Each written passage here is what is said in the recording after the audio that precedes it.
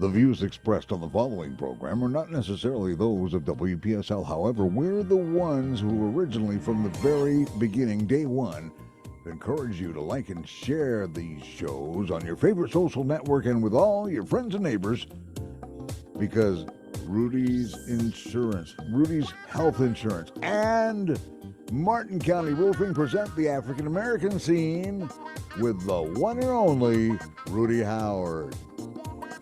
Good evening, good evening, good evening. I'm always glad to be with you here on a Wednesday night. And welcome back to my friend and frat brother Derek Alcius. Martin County Roofing is back with our show, and I certainly appreciate that. I know many of you are chomping at the bit to talk about the indictment, but tonight I have a guest, and we're going to talk about fraternities and sororities. And I'll give you a chance to get at me next week. But what I do want to tell you is that you should, if you have any teenage kids, you should sit them down and talk to them about what just happened. Because this is a historic event. Historic. First president in the history of this country to be indicted. And I would dare say there appears to be, I'm not a lawyer, a strong probability that he may be going to jail. I know that makes some of you very upset, but those are the facts, pure and simple. And yes, he has an opportunity to defend himself. And certainly I would fight anybody that didn't think that he had that right to defend himself. But this is a historic occasion. It will be in the history books for sure. And tonight I have a guest, my frat brother and my church brother, Roderick Johnson. Say hello, Roderick. Good evening, good evening, good evening, good evening, guests. Yes, he's a member of the golf committee that I am chairman of. Not sure how I ended up being the chairman of the golf committee, but I am. What I want to start off with first is, over the years, off and on, I've had people ask me about the difference.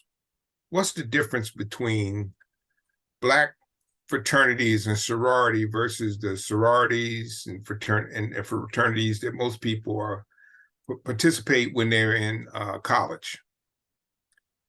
And there's a pretty substantial difference. The Black fraternities and sororities have a long history. Our fraternity was founded in 1911.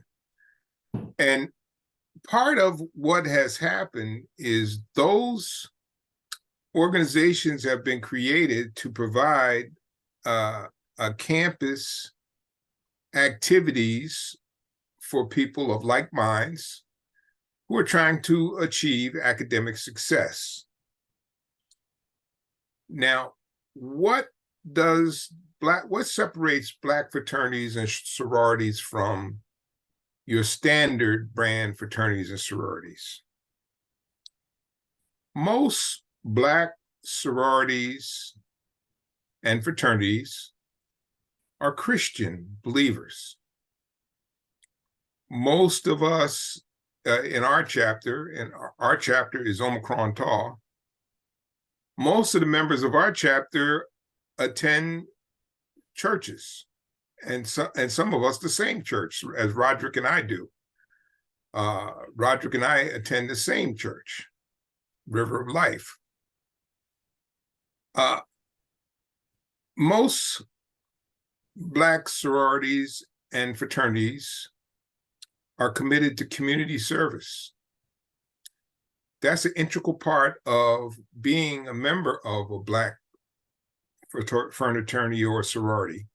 That is something that we engage in as part of the initiation process when we were in college, or If you pledge through a graduate chapter, which is something some of you probably never heard of, if you pledge through a graduate chapter, you still are required to participate in some type of community service. And Roderick, if you have any input, please jump in here. And if you have questions, please, the phone number is 340-1590. That's 340-1590. Now, for those that went to school that was not an HBCU, the fraternities and sororities provided an opportunity for some community together with people who are striving to achieve the same things you are. So you won't feel as so. Like, for example, I know at UCF, one of our chapter brothers is a graduate of UCF, and he had pledged the Omega Si Phi at UCF. So at that school, he would have an opportunity to socialize and communicate with other people who were part of his organization. The other thing that happens with fraternities and sororities that's a little different than others is the national kinship that's associated with being a member of one of these fraternities or sororities. And let me tell you a little story. When I was in the corporate world, I had gotten promoted and transferred down to North Carolina. And then when I was in North Carolina, they promoted me and wanted to send me to Long Island, New York.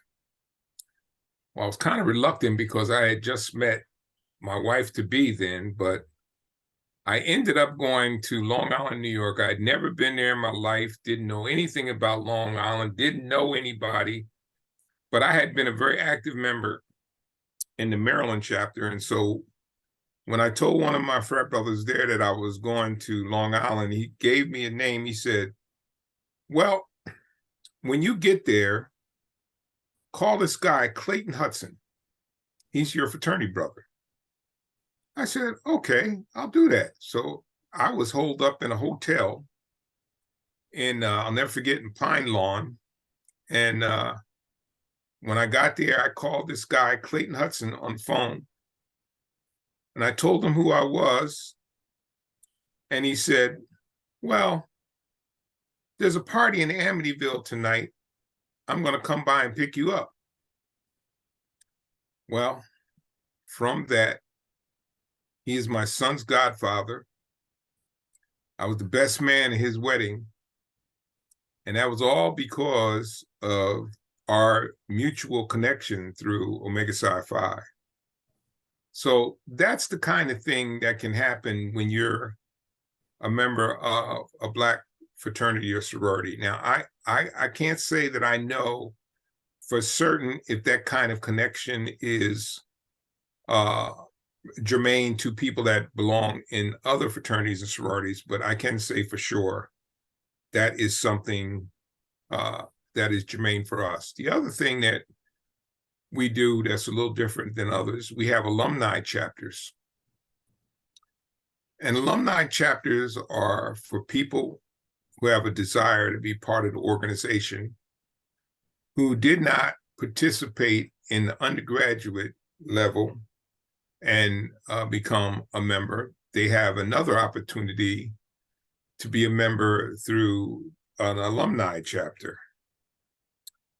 And the other thing that our organizations do, which I'm very proud of, we sponsor youth groups. With my organization, Omega Si Phi, we have a youth group called the Lamplighters. And the Alphas have a youth group called the MOTs. And the women have a group called the Pearls. So those are some of the basic differences that exist between Black fraternities and sororities and what you may have experienced when you were in college. And what's really the basis for this is what's called among us the Divine Nine. And Alpha Phi Alpha Fraternity was founded in Cornell University in 1906. Alpha Kappa Alpha sorority was founded in Howard University in 1908, also known as AKAs. And that name has become very familiar because Kamala Harris is an AKA. Omega Si Phi was founded at Howard University in 1911. Kappa Alpha Psi was founded at Indiana University in 1911. Delta Sigma Theta, the sorority, was founded at Howard University in 1913. Yeah, you knew that. You would chime in whenever you want. Phi Beta Sigma fraternity was founded at Howard University in 1914. Zeta Phi Beta sorority was founded at Howard University in 1920.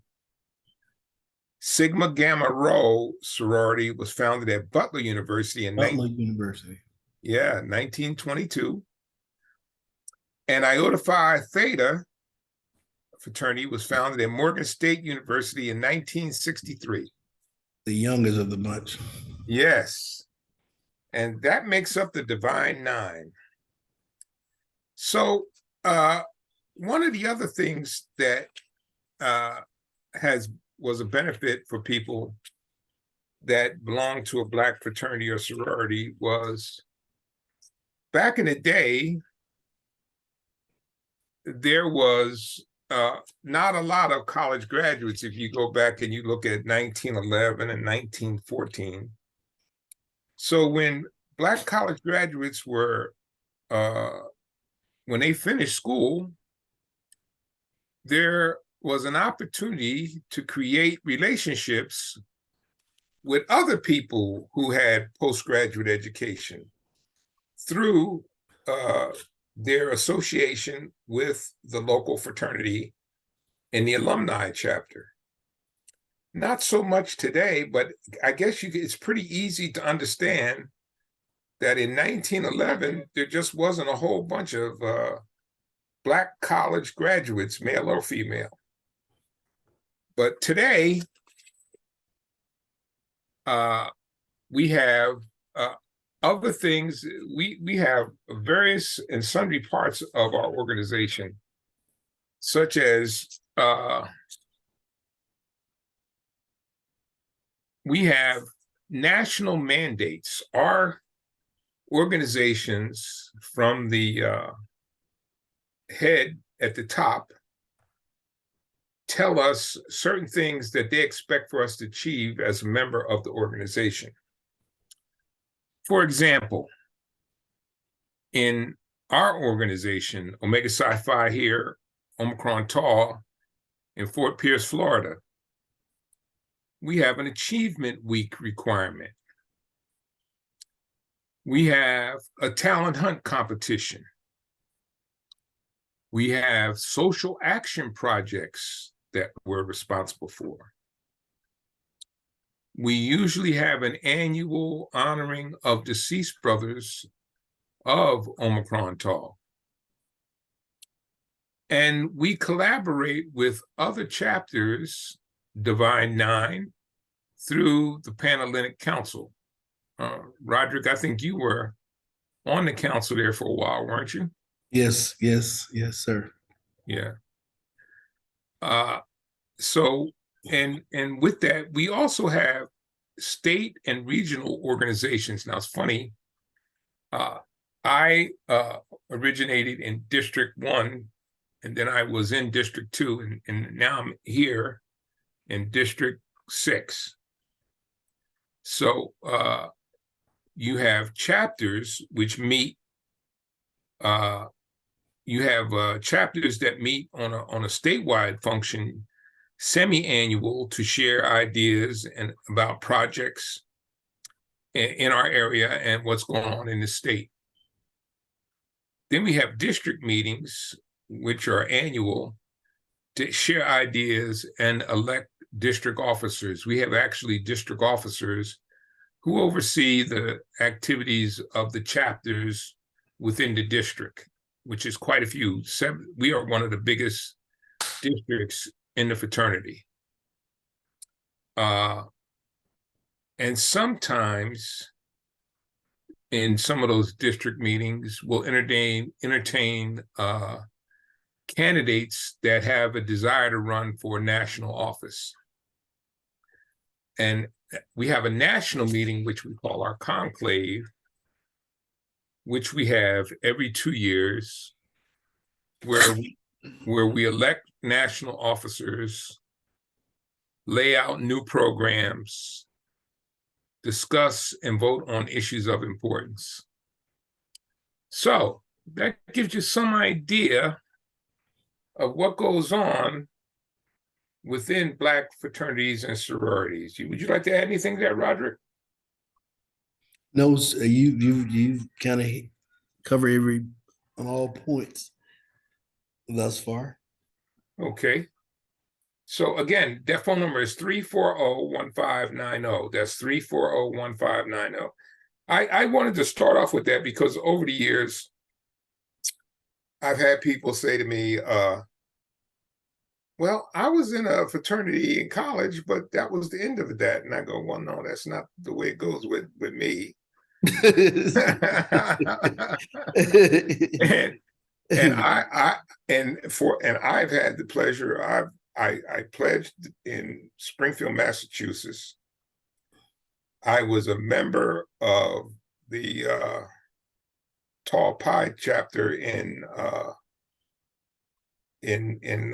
Maryland, and then I was a member of Chi Rho in New York when I lived there.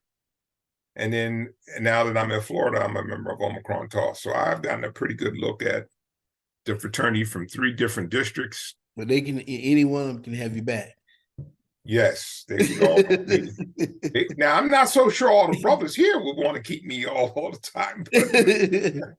But my other places, they would gladly have me back for sure. But anyway, so that takes us to today. And what I want to talk to you about today, and I want to have Roderick talk to you about, is our Omega Scholarship Tournament. It is our annual fundraiser to provide scholarships for children in the Treasure Coast area. And that includes Vero, Fort Pierce, Port St. Lucie. I'm not sure if we ever had anybody from Martin County, Roderick. I know we had some people Martin from County, Indian River County, Okeechobee County. Yeah. So, Roderick, you go from here for a while. Talk to me. Well, thank you, Rudy, for having me on. And it's a pleasure to be on this evening. Omega Si Phi Fraternity, one of the founding principles in which we were founded upon the scholarship. Last year, we were able to afford 17 students with $1,000 scholarship and funds that we raised through our annual golf tournament that we raised funds through. Again, we're asking for donations as always for the tournament, whether it be door raffles, gift cards, monetary sponsorships, because everything that we raise goes back to the students. There is a requirement for students to receive those funds. We do have a rubric in which students must follow in order to receive those funds. Students must have a 2.5 GPA from their schools. But let me back up and get to the how students achieve those funds. Each school is afforded the opportunity through electronically and hard copy and a copy of the scholarship application. It also can be found through the St. Louis County School Board scholarship website. Um, this particular scholarship is tailored to any student in the Tri-County area, as which Mr. Rudy indicated. Will it be St. Lucie, Inner River, Martin, or Okeechobee County? And we've had kids from throughout the district to provide those scholarships, and those scholarship ranges from $500 to $1,000, and they can increase based upon the amount of funding that we receive through our annual golf tournament. Students must have, again, a 2.5 GPA from a traditional high school. Awards amount range from $500 to $1,000, based on the funds that we collect through our charitable giving and the money we raise through the tournament. There is an essay process that comes from the state, in which they give an essay topic, which is a one-page essay in which the student must complete the essay. A copy of the financial aid, because it is a need-based scholarship based on need. A 3 letters of recommendation from any respective school, community, or church, because we do believe in community service. That's one of the requirements. A sealed copy of their transcript must be sealed from the registrar from their respective high school, and also a passport size photo from the respective recipient. And there is a deadline in which we do have for those packets to be turned in, because there is a time we have to have those graded, and the committee goes through and vote based on, again, the need, the amount of money that we raise through our golf tournament. So we're able to afford those students those funding. Again, last year we were able to afford 17 students $1,000 scholarship. That's today's market. It may not be a lot of money, but $1,000 can help go a long way in purchasing books or those necessities that a first year college students will need to be successful. I want to interject right here. I also want to make a point. We've been talking about Black fraternities and sororities, but we do not discriminate in terms of scholarship. Exactly. We do have some white recipients Yes, we of do. some of our scholarship funds. Male and female. Yes. So while these are Black organizations, we do not discriminate when it comes to people making application for scholarship support. We do have some organizations that tailor their scholarships to a specific gender. If you're a female organization, you may look for female to award scholarships to, which we don't. We try to provide as many scholarships that we can to needy students within the Tri-County area, and just be a blessing to those students. But again, I notice I keep emphasizing those generous donations that we receive through your in-kind giving help us provide those funds for those students. We have given over $150,000 in scholarships over the last 13 years. So that says a lot in the work that we do in our community service that we provide, and to put a smile on a student's face that just that little push to help them get over the hump and get a start in their college career. Yes. We're going to take a little break here. So don't you touch that dial, because we'll be right back with the African American scene. And again, that phone number is 340-1590. If you got questions for me or for Roderick, please pick up the phone and call. At Martin County Roofing, They build trust with quality work. With over 20 years of experience, they handle repairs, restoration, and new roofs for residential and commercial properties. Serving the entire Treasure Coast area, they're fully licensed, bonded, and insured, specializing in tile, metal, shingle, or flat roofs. Let them protect what matters most to you. Contact Martin County Roofing for a free estimate at www.martincountyroofing.com. Hi, this is Rudy Howard, your independent insurance agent. This means I represent multiple companies which will allow me to match you with the best company for your needs. I am now officially Rudy's Health Insurance, LLC. So, if you need a Medicare plan or a health plan, call me. That number is 475-8856 or my Facebook page, Rudy's Health Insurance. I am ready to serve you. This is WPSL Port St. Lucie. And we now return to the African American scene. Once again, here's your host, Rudy Howard. Well, I will tell you, it's our annual golf tournament has become something that people really look forward to. And as I said in the commercial, on hole number 2, a hole-in-one will give you $10,000. That's a pretty nice little prize there. And we're going to add another event, which is a golf ball shooting event, which we're going to put on hole number 10. So there'll be things, and I believe there'll be a putting contest. We always have that too, don't we, Roderick? Yes, yes. So there'll be a putting contest. So it'll be a day of fun.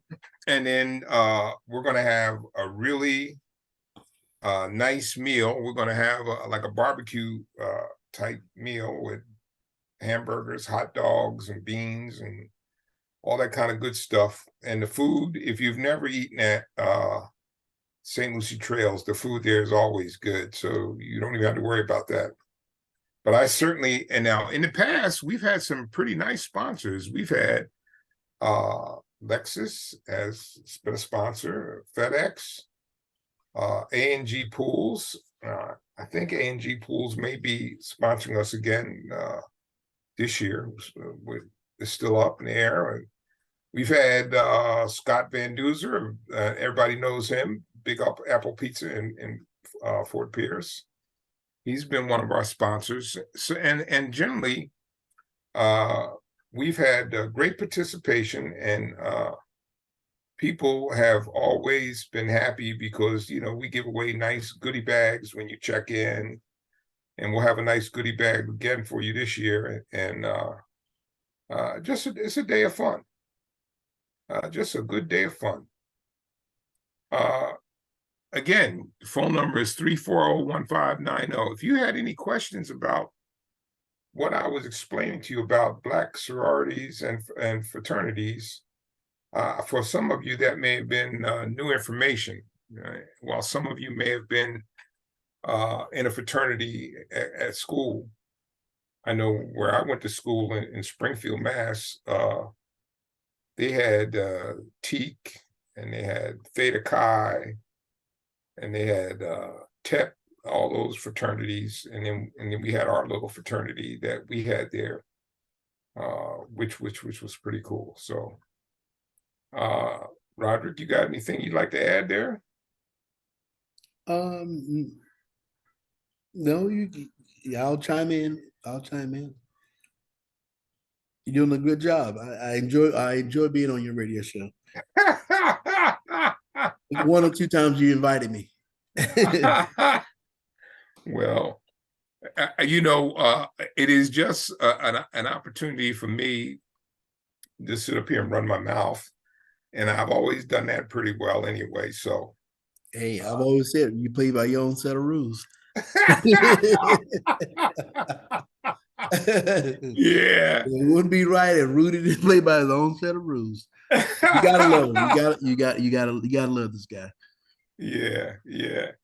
Well, Roger's always accused me of that, Rudy's rules. Yeah, but hey, we do the best we can every day.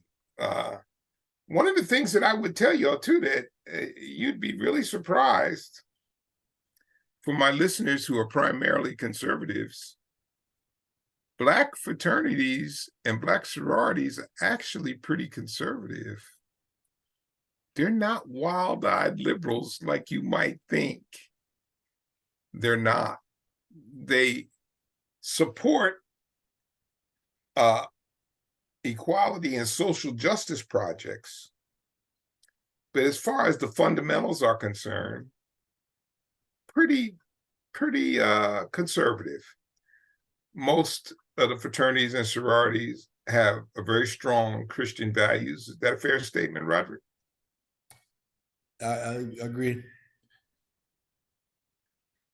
So when you think about our organizations, think about organizations that subscribe to fundamental values, family,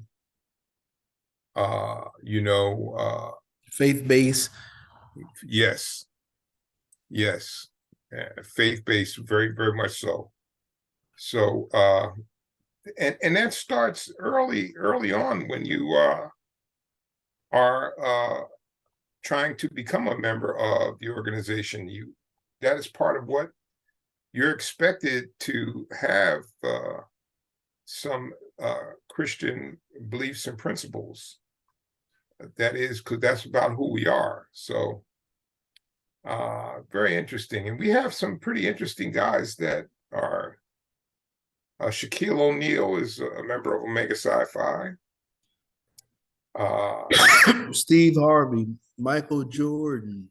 Yeah. The list goes on and on and on. Yeah.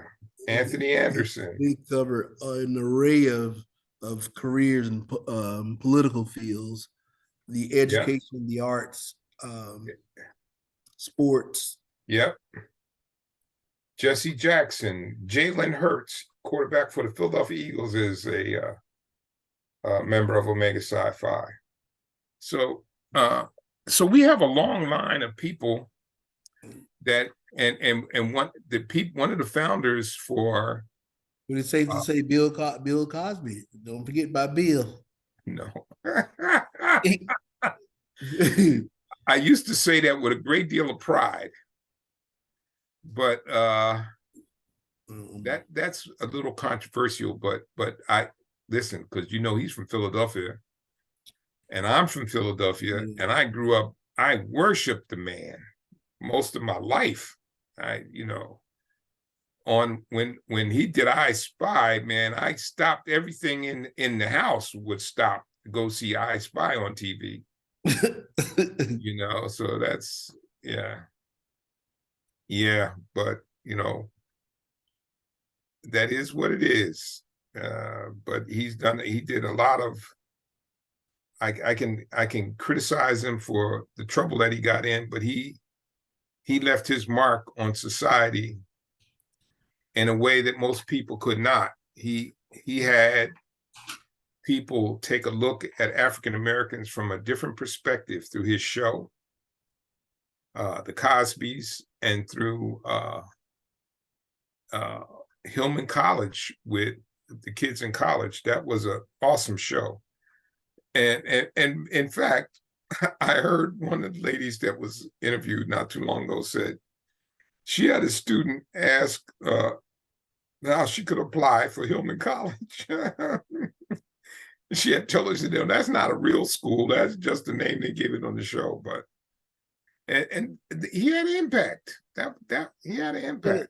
And this it all ties into segue into what you were talking about, the HBCUs promoting colleges. Different World was a spinoff from the Cosby Show. Yes, that's what I was talking about with different Hillman College. Yes. Yeah. So I know for sure Different World motivated some kids to go try college. And where you come from. Yeah. Yes, it is. I mean, that was my generation coming up, kids in college and, the college scene. it did motivate you. It motivated you to want to go, go off to school. And so, yeah, it all ties into what you're talking about.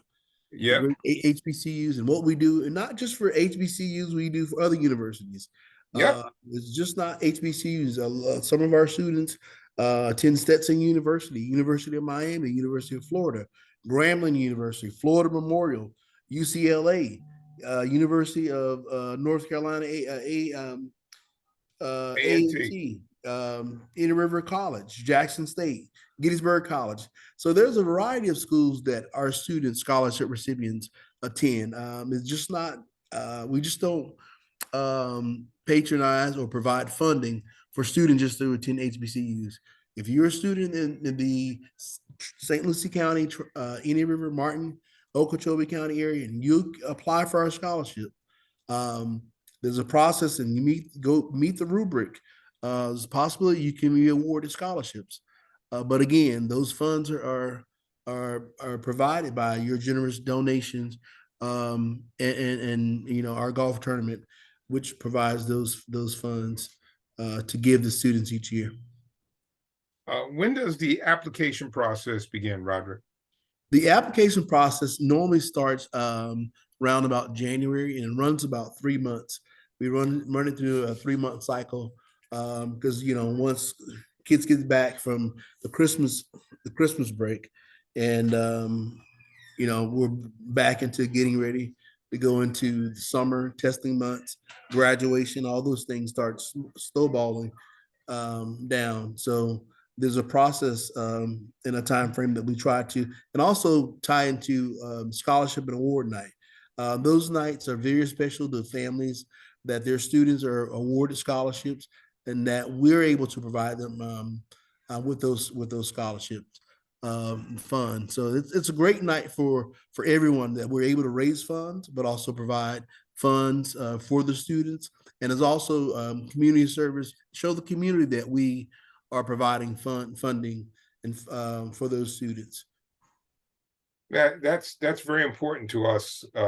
Again, that's part of what we agreed to do when we became a member of this organization, which was to provide community service. That goes without saying that's something we do, and it is very rewarding when you see those young folks, and that they're getting ready to go off, and I can still remember that first day that my father drove me up to Massachusetts. I'd never been to Massachusetts in my life. And they took me up to the registrar's office. It was on a Sunday, and I went and got all my little registration cards, and they took me back to the dorm and dropped me off. And my mom had my sister all dressed up, and she had on patent leather shoes and a crinoline dress. She's listening now. She'll probably be laughing as I'm talking about this. And then I was downstairs, and they got in the car and they left. And I went upstairs in the dorm, and I sat on the bed, and I said, "Holy Christ, what did I just do to myself?"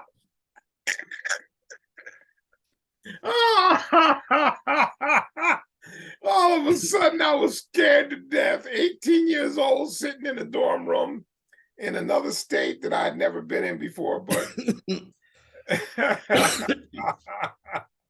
you can imagine that was pretty scary, Roger. Oh yes, I remember those days. I remember those days, but I'll do it all over again.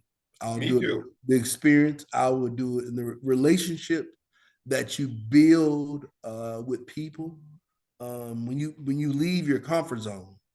It's one thing to, and I have nothing against our Indian River State College, but when you leave that comfort zone and you begin to grow and get your wings from being under your parents, you come back home, and you come back home for a 2-week stay, and you want to do 1 week and get back to college. Those experiences, those relationships that you build when you attend colleges, it was just one of the the experience of a lifetime, and I would cherish for the rest of my life. And if I could do it all over again, I would do it. I am a proud graduate of the Southern University Jaguars in Baton Rouge, Louisiana. Yes, sir. I too would do it again. As I look back over my life, those were 4 of the best years of my life. And I, like you, I would say the kid that walked in on that campus at 18 years old, when I left at age 22, I was a totally different person. Totally different. The world had changed in my eyes. I saw the whole world in a different, through a different lens, completely. And that growth alone, and it was also because I met people from all walks of life. I met people from Africa. I met people from Puerto Rico. I met people from Spain. I met people from England. So it's like, and you sit down and you chat with those folks, and you learn something about what's going on there, and you're talking to somebody about places where you've never been, where you just dreamed about it, and you're talking to someone that's been there. So it's all very, very eye-opening, but it actually propels you to have a great deal of self-confidence if you reach out and grasp that opportunity. And if there's one thing that I wish I could have done over, is those first 2 years, I would have studied a lot harder than I did. I finished, but I did not put out A1 effort my first 2 years. But then I saw a whole bunch of people, and I know you could say the same thing. There was a whole bunch of people got lost along the way that just couldn't cut the mustard. Only the strong survive. Yep. And the rest fall by the wayside. Yeah, I've seen when I actually, there were 8 of us. There were 8 students from St. Lucie County School that matriculated to Southern University. And out of that 8, I believe there were 3, 4, 5 of us actually graduated. One is Samantha here. Samantha here is actually an optometrist. The daughter of Alfred Hare, our highwayman. She's a proud graduate of the Southern University. Myself and my sister that's behind me attended Southern University as well. So at that time, there were large groups of students, well, not large group, but a nice size group of students will get together, and I'm going to Southern University, I'm going to FAMU or Bethune-Cookman or UCF.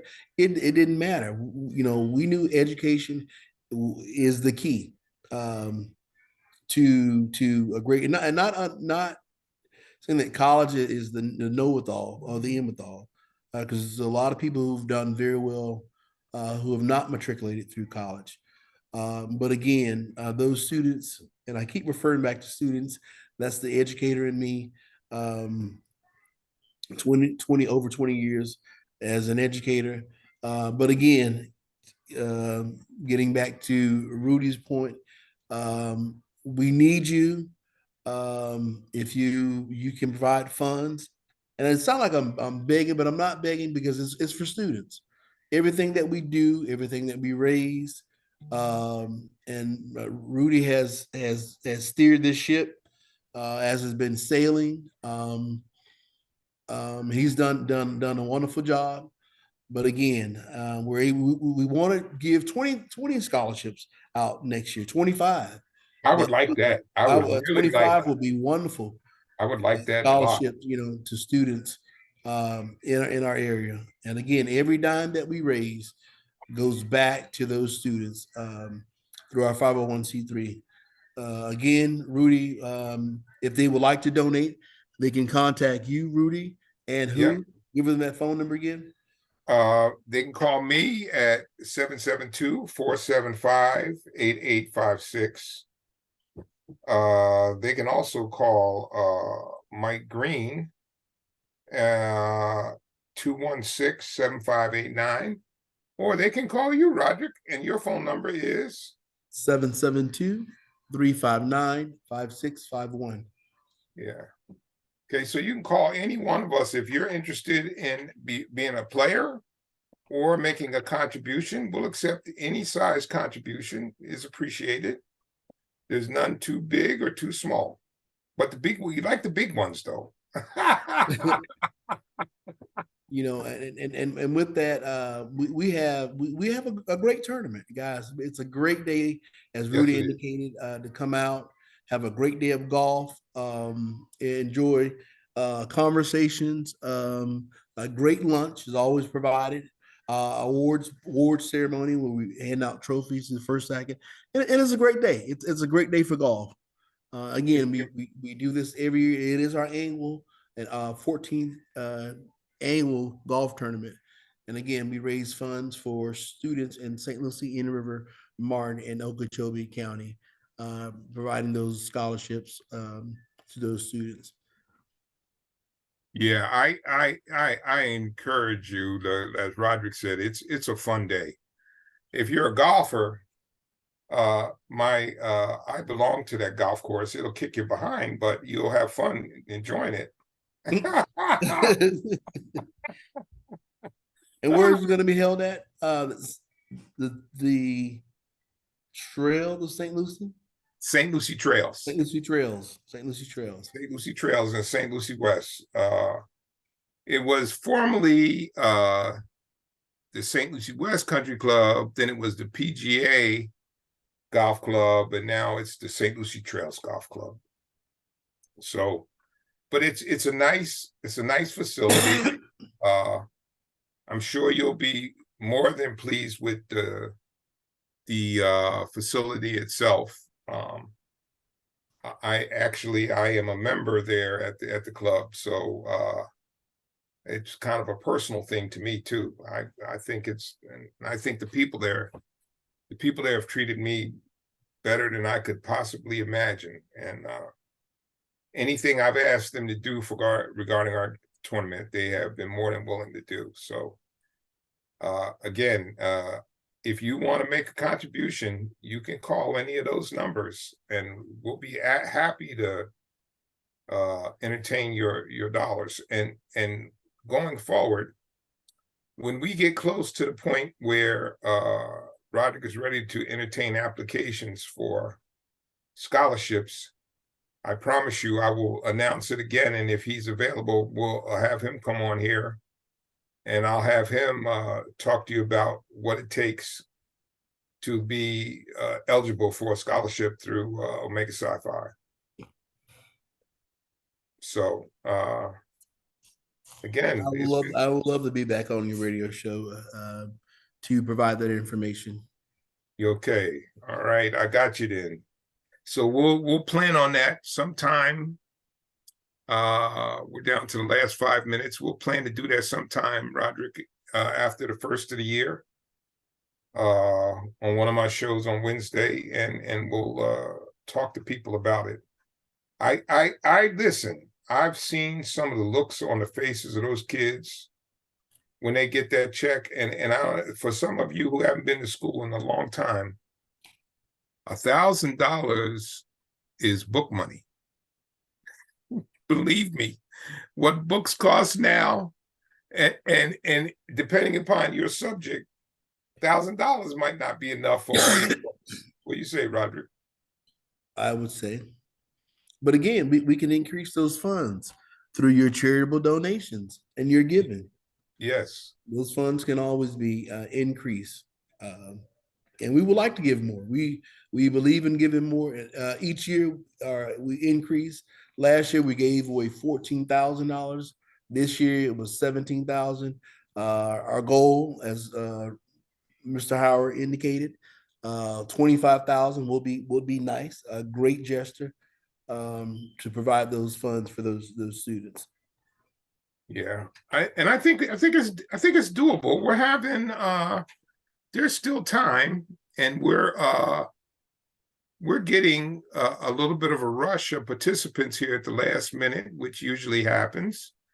And so we think we're going to have a good outing and be able to provide a decent amount of funds for scholarships. That's for sure. So And you may not be a golfer. You may not be a golfer, but you'd like to donate some money. Or you may want to we do have $100 T signs. If you like to have a T sign, just advertise your business. We will accept all charitable contributions will be accepted. yes, you can. For $100, you can have a T sign with the name of your business on it, and it'll appear on one of the holes, which is good advertisement. So yeah, for sure. We're down to, I think, like the last 2 minutes, Cliff. Any closing words, Roderick? No. I just wish that if you have any students in the near future who would like to apply for a scholarship, they will be available sometime again in the beginning of the year. Rudy will have us on. But again, thank you, Mr. Howard, for having us on today to talk about our the Omega Si Phi annual golf tournament, in which we have every year, and also give some information to your listeners about our scholarship and some of the criteria for students and some of the students and the universities in which they will be attending this upcoming fall. So again, thank you, and thank you to your listeners. Thank you, sir, for participating. And folks, I know you're chomping at the bit to talk about the indictment, and I promise you next week, it'll be full bore. You'll be able to get after me about the indictment and what you like and what you don't like about it. But in the meantime, God bless, and I thank you so much for tuning in to the African American Scene, and I will see you next week right here for the African American Scene. The African American Scene with Rudy Howard, presented by Rudy's Health Insurance and Martin County Roofing, every Wednesday night in the 6 o'clock hour, right here on Digital 1590, with archives on YouTube. This is WPSL, Port St. Lucie, the talk of the Treasure Coast. Jimmy Fela, coming up after CBS News. It's 7 o'clock right now.